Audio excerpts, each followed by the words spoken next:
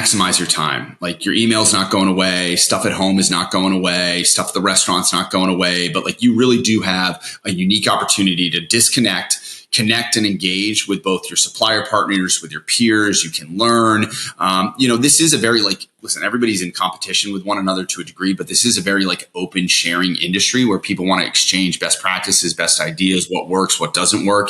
And these events are a great way to really broaden your skill sets, but also come away with new ideas, new concepts, new things that may not have thought of beforehand. So I just tell folks, be hospitable. Go to the sessions, go to the breakfasts, sit down with someone you've never met before, go to the cocktail parties, stay out a little bit later than you typically would. Welcome to Whisking It All with your host, Angela Esposito, co-founder of Whisk.ai, a food and beverage intelligence platform. We're going to be interviewing hospitality professionals around the world to really understand how they do what they do. Welcome to another episode of Whisking It All. We're here today with Marcus Viscidi, VP of Enterprise Sales at Informa Connect. Marcus, thanks for joining us. Yeah, no, thanks, Angelo. I really appreciate you obviously including me on this, and I've been looking forward to this all week. Awesome. Well, look, it's good to have you here. I know there's a lot we're going to talk about, especially given your breadth of experience in the food service industry. Maybe just kick things off. Can you tell people a bit about what is Informa Connect? Yeah, for sure. So I work for a company called Informa Connect. We are a large publicly traded company that works across many verticals. So we do things in cybersecurity, defense, construction, and the vertical that I'm a part of is called Informa Food Service. And really that is four main industries that we connect buyers and sellers. So obviously restaurants, and that's everything. So right. Independents, fine dining, QSR, fast casual, domestic, international restaurant chains. We operate in the non-commercial space. So that's like your Aramarks, your Sodexos, your Compasses, K through 12, hospitals, long-term care facilities. We operate in the convenience store channel. So 7-Elevens, Wawa, Sheetz, Tim Hortons up by you. And then finally, we operate in the grocery market. So your Kroger's, your Whole Foods, your Meijers, your Publix. And within these four markets, really we have three divisions that suppliers, whether you sell food, beverage, equipment, technology, use to kind of educate and engage these end users and buyers. So we have a media division, websites, newsletters, webinars, podcasts, email marketing, digital banners, advertising. We also operate a data and insights business called Technomic. So they do a lot of syndicated and custom research. They do a lot of surveying, polling, a lot of consumer insights that work with both the brand side as well as, the supplier side. And then the group that I'm in is our in-person and events division. So we have events across the entire ecosystem. So 50 people events to 75,000 people events. Oh. And, it's a great business. We're really excited. Coming out of COVID, we've had, record attendance, record revenue. So it's a good business, a good time to be in the events business. Obviously the restaurant industry is a very, hospitable industry. People like to congregate, gather. And that's definitely the case with these events. Interesting. I always wonder, from your experience, one thing I always think about is, I think post-COVID, people got that itch to obviously be Sure. back in person and whatnot. Do you find it went back to the levels it was pre-COVID or even more because there was that 2 years of no physical presence? Yeah, it's interesting. So right coming out of COVID, we were ahead of COVID levels. Everybody was just so excited to get back out to events, attend events. We've also, in the last 6 to 12 months, I don't want to say seen a dip, but there's a lot of events right now, especially in the restaurant industry and food service industry. It seems like every single week there is an event. There's something. There's been a major surge post-COVID on event launches, segment specific launches. So we're seeing more events in culinary. We're seeing more events in HR and labor. We're seeing more events in technology. So people are pressed for time. But with that being said, shows, conferences, they are very efficient. I think the days of being on planes every single week is probably not coming back like it was pre-COVID. Right. So people, look at these events as a way to go to one place at one time, see all their vendors, see all their franchisee partners, have a little bit of fun, obviously, see some great speakers, network, go to some nice dinners. But it is a good format and way to kind of prevent you from being on a plane every single week. And I don't see events, being upended by AI anytime soon, especially in the restaurant industry. That's fair. And I know, obviously, I was about to say one of the biggest shows, but you might, interrupt me and say it is the biggest show. I feel like it must be the biggest or one of the biggest, but NRA. Yes. So National Restaurant Association show. I'd love to chat a bit about that, because I gotta come clean. Every year I say I'm going to go, and I still have not been. So this is super embarrassing. I haven't been, but I'd love to hear it from you, right? I think, if I'm not mistaken, you've been involved with it for about 10 years, give or take. I've been working on the National Restaurant Association show for about 5 years. So, kind of went through the whole pre-COVID, post-COVID scenario, but all good. I mean, you have to come. The restaurant show is the show for food, and May 18th through the 21st, Chicago, McCormick Center. It is the largest food and beverage show in the Western Hemisphere. So we have like 2,000 plus exhibitors, over 675,000, square feet of exhibit space, 60, 70,000 attendees come each year. About 50% of that are food service operators. And what's nice is that the entire ecosystem is represented. I mean, this is not just like an independent restaurant show. It's not just a pizza show.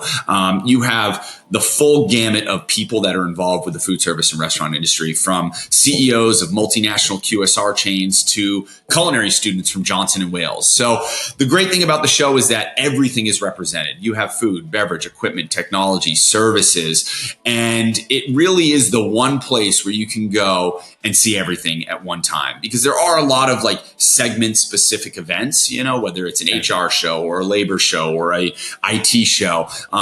This is really the one event in the industry that has everything at one place at one time. And Angelo, it would be a shame if you didn't come. We still have space. I think this year might be the year. Yeah, you should come. I think you'd enjoy it. Chicago in May, weather can be hit or miss, but when it's nice, it's great. And when it's not nice, it's great as well. That's awesome. And, just talking a bit about the show, obviously you having 5 years of experience. Yep.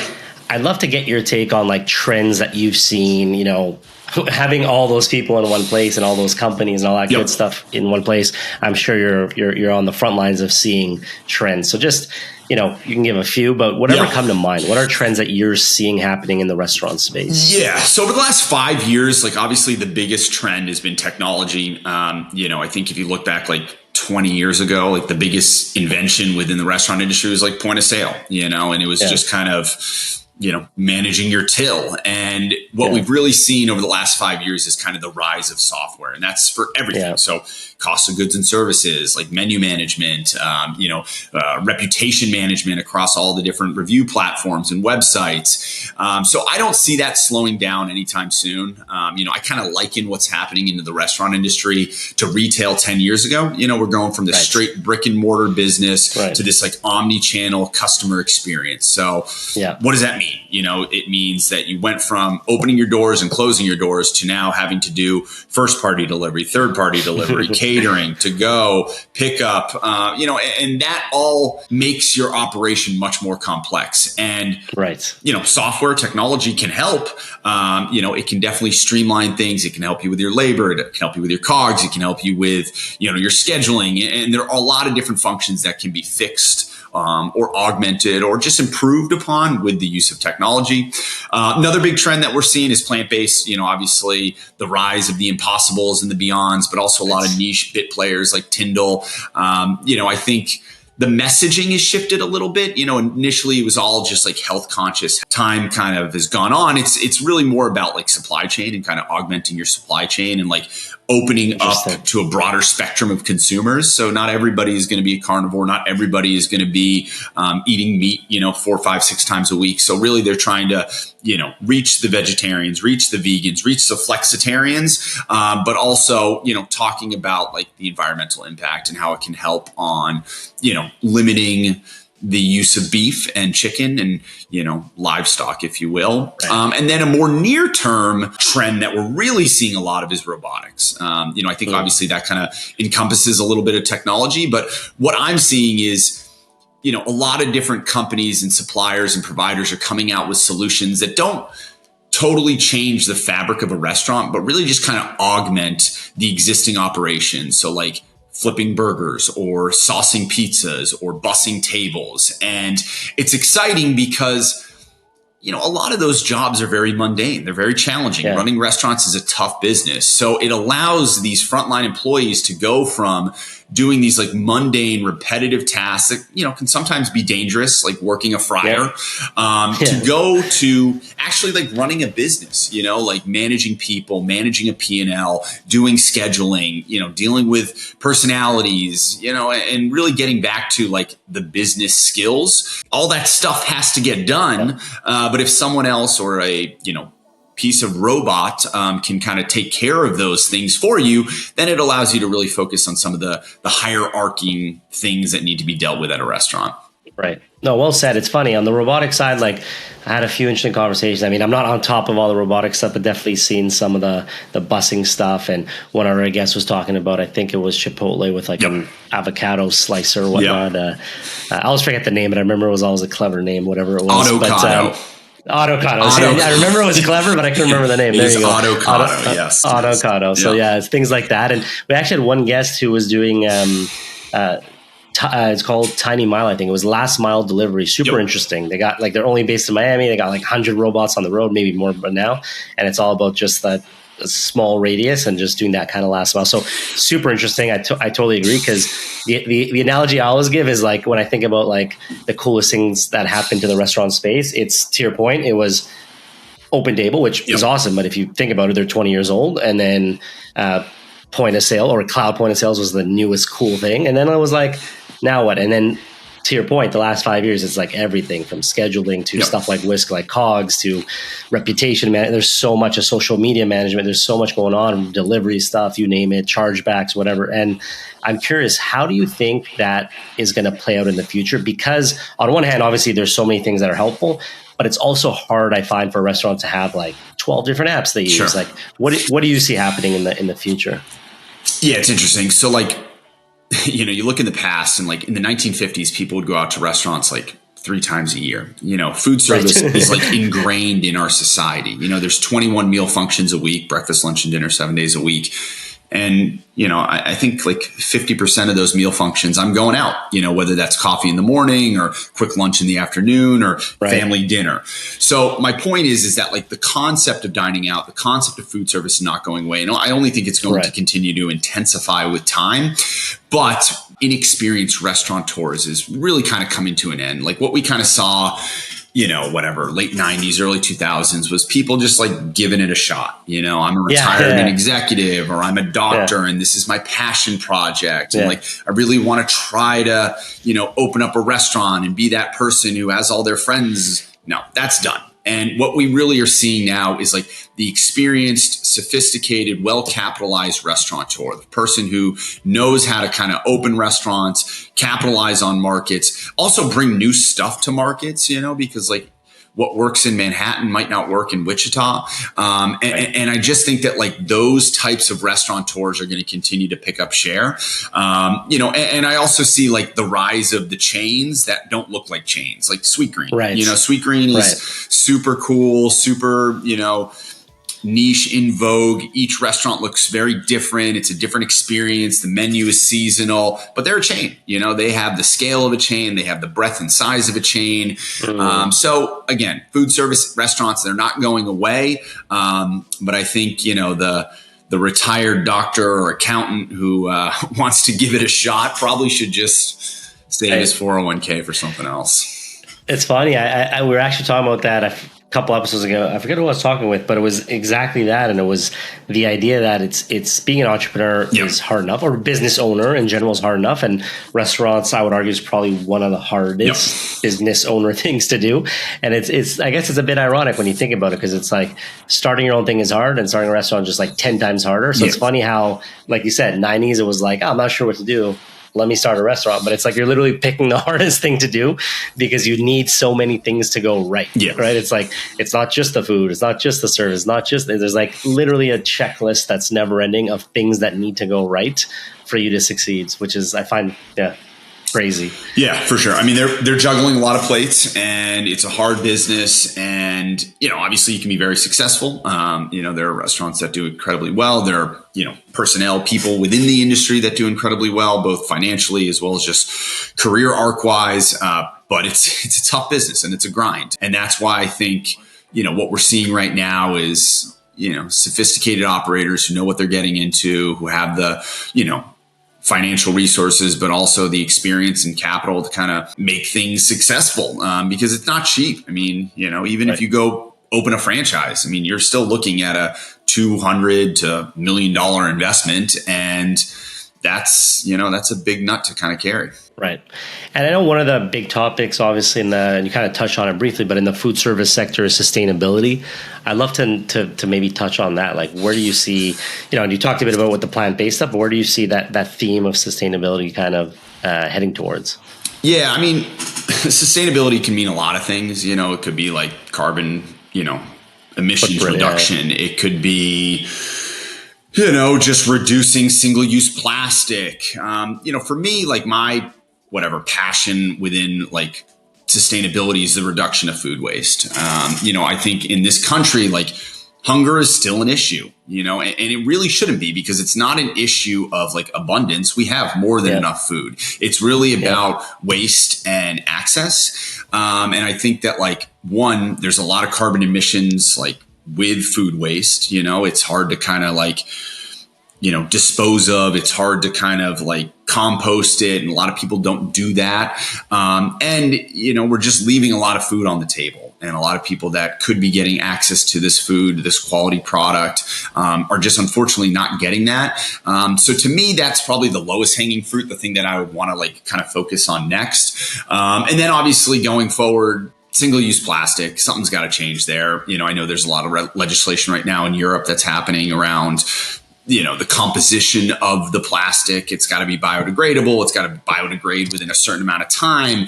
And I know California is kind of like dipping their toes in the water on, implementing some of those, rules and laws. But yeah, those are really the two things: food waste and single-use plastic. I hope that as an industry, it can be addressed, because again, there's a lot of people who are eating out a lot. And with the rise of like third-party delivery and pickup to go, there's only going to be more of it, more waste. So how as an industry do we kind of, curtail some of our plastic use? Because we all know ultimately where it ends up, which is in like rivers and waterways in the ocean, unfortunately.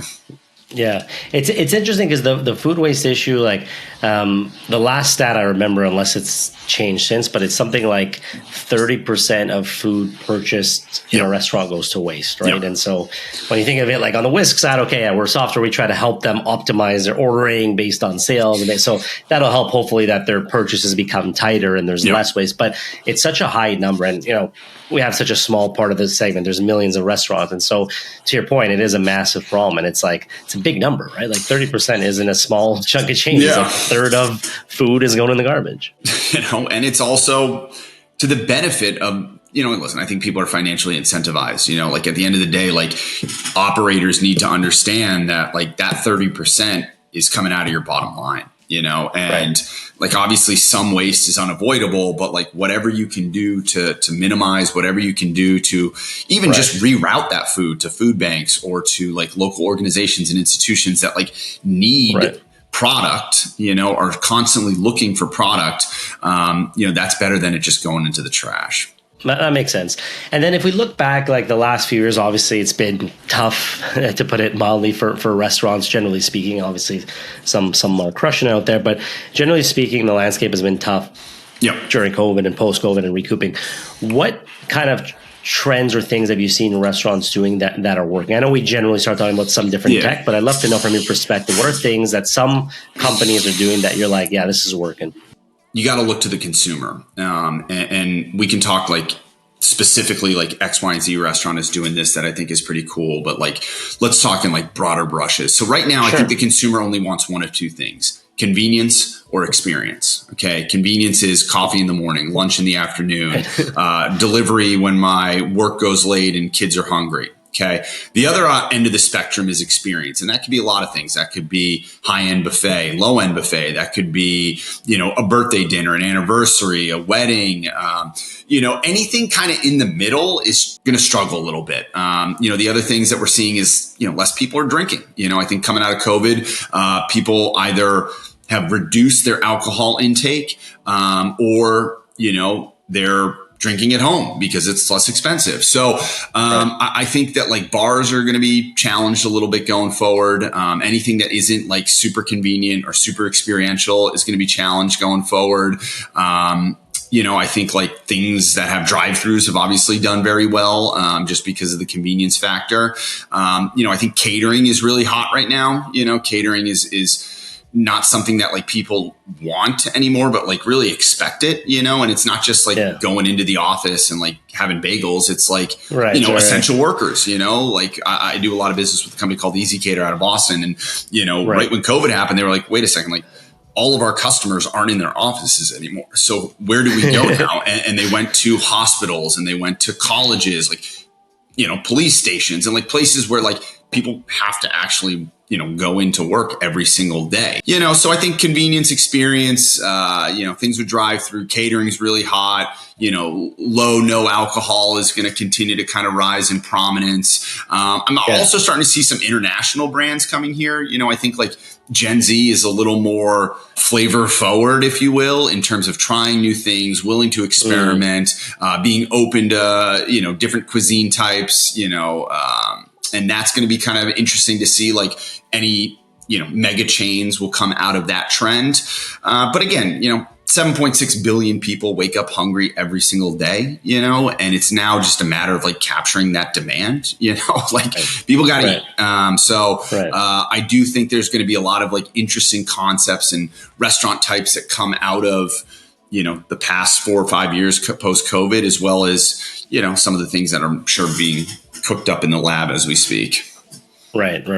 It's funny. I want to just dive a little deeper on one of the topics, just because it's something that I've been thinking about as well, which is the alcohol side. Yeah. When it comes to alcohol, I do find, and I think there's data to support, but like generally Gen Z is not drinking as much as like previous generation, and probably not as much as our parents, definitely. Yeah. Like having a scotch right after work kind of thing, or in the middle of work maybe.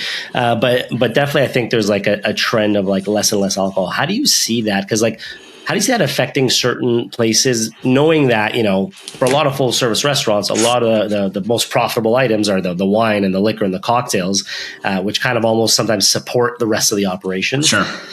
With that trend kind of going downwards, and there's still time, but as these Gen Zs get older, they don't really care about that $20 cocktail or that nightclub experience and bottle service. What do you think is going to happen to those types of venues?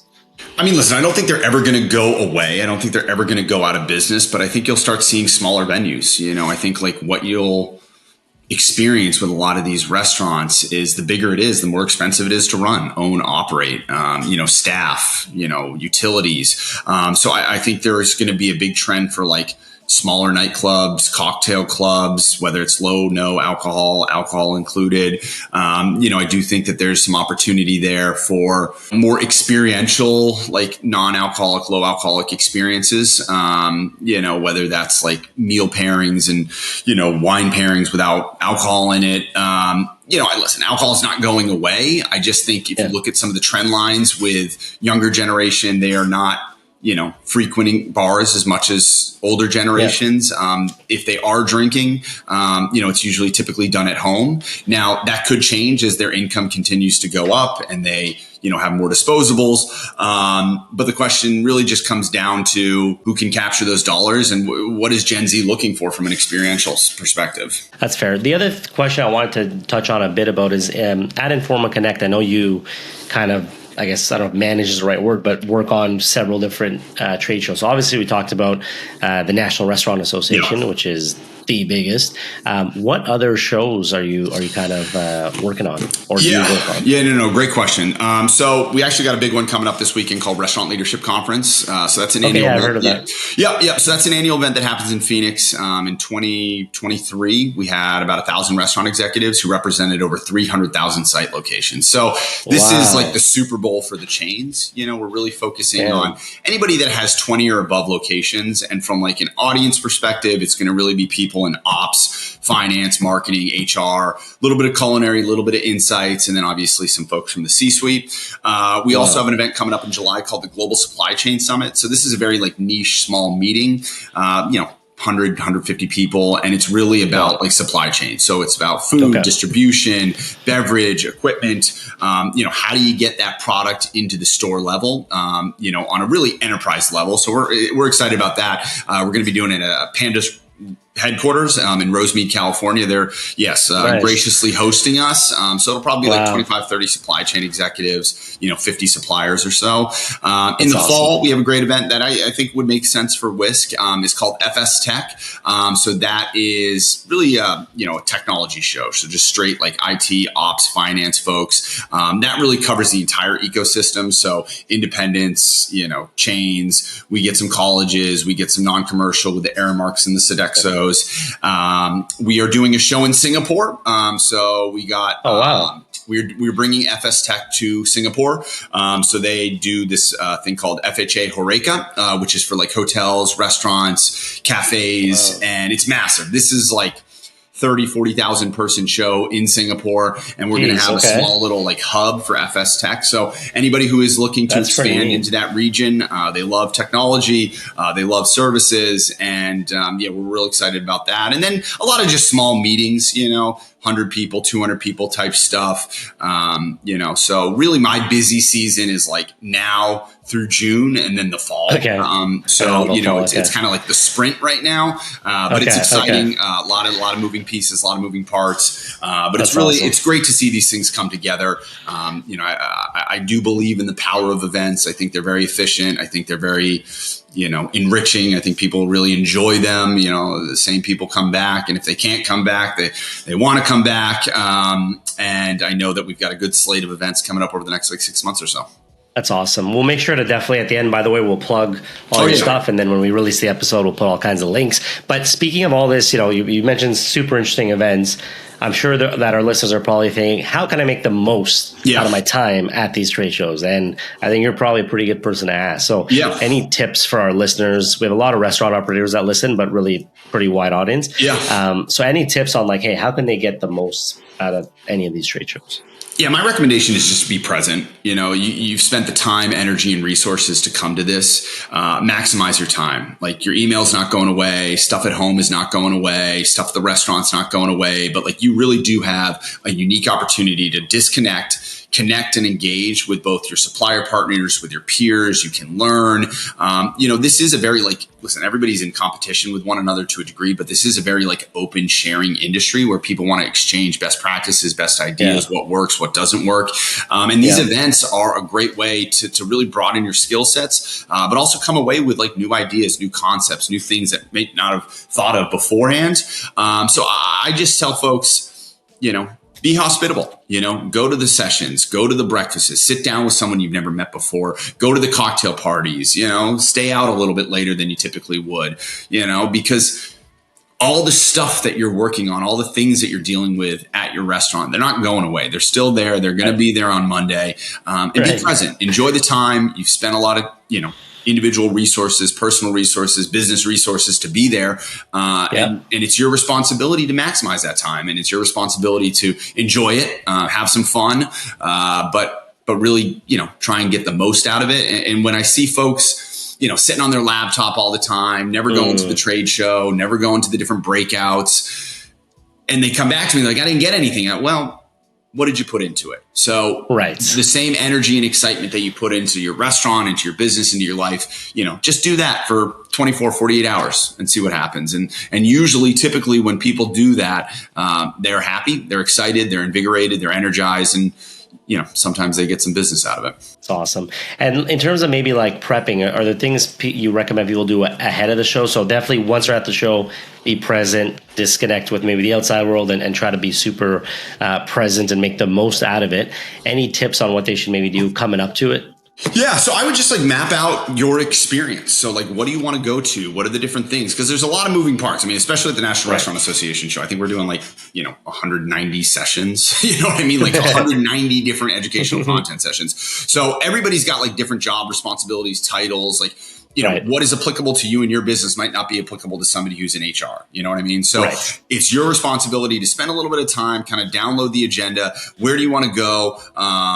what do you want to do? Who do you want to be in? Because the goal is to be around like-minded people, folks that are looking for the same stuff as you, So if like you're tasked with implementing a new, cost of goods services, technology solution for your 30 location restaurant chain, like go to those sessions around, supply chain and logistics and procurement and menu trends and like reducing waste, because those people are going to be there. They're going to be there and they're going to be listening. They're going to be learning, and just, put yourself out there. At the end of the day, like you're not going to get anything if you just, worry about yourself and the things that you got going on. People are very friendly in this industry. They're very hospitable. I think when I started in this business, I was so nervous, like, oh my gosh, why would this CEO ever speak to me? But you know what? I just got over that and I just kept going at them and saying hello and introducing myself. And, now we're family friends, right? That's awesome. And then I got to ask you this, what's next for you? It sounds like, you're at Informa Connect now. It sounds like you got a ton of trade shows coming up and you got a lot of work to do, but anything you want to share or highlight, this is your chance. And I'd also love for you to plug ways people can reach out to you or your website or all that good stuff. Yeah. So, number one recommendation is if you are a restaurant executive, restaurant operator, food service operator, please join us at the National Restaurant Association show, May 18th through the 21st in Chicago. It's at the McCormick Center. This is the one place, the one event where you can see everything from food, beverage, equipment, technology, services, solutions. It is the Super Bowl of restaurants, and you are going to be amongst your peers. You're going to have an opportunity to listen, learn, talk about like what's going on in your day to day and hear from other people who are doing it well. And hopefully ultimately take things away from your restaurant restaurant show experience and bring it back to your operations at home. So that's kind of like the short-term thing. Long-term, let's get connected on LinkedIn. I'm pretty active on there. Always got stuff going on, posting things. Would love to learn from you all. I am not a restaurant operator. I'm not a restaurant executive. I am very passionate about the industry, but I do need to learn, so like what is going on in your world? What are the things that you're seeing? What are the trends that you're seeing?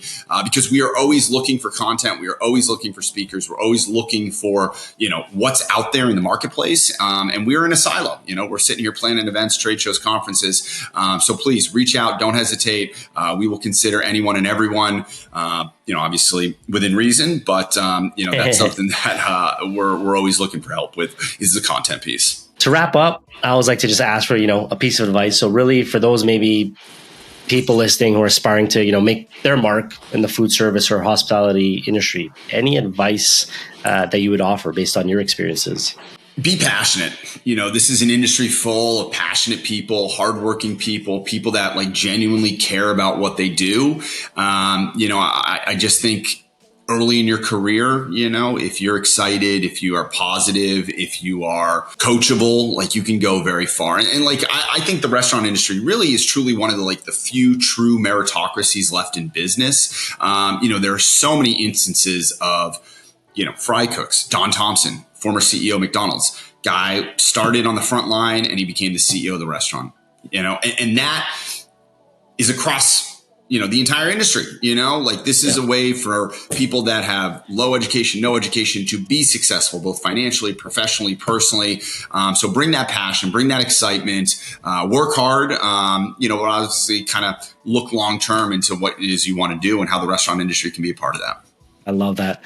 Well said. Once again, Marcus Viscidi, thanks for joining us on the Whisking It All podcast. All right, man. Thank you so much. I appreciate it, boss. Take care. Feel free to check out Whisk.ai for more resources and schedule a demo with one of our product specialists to see if it's a fit for you.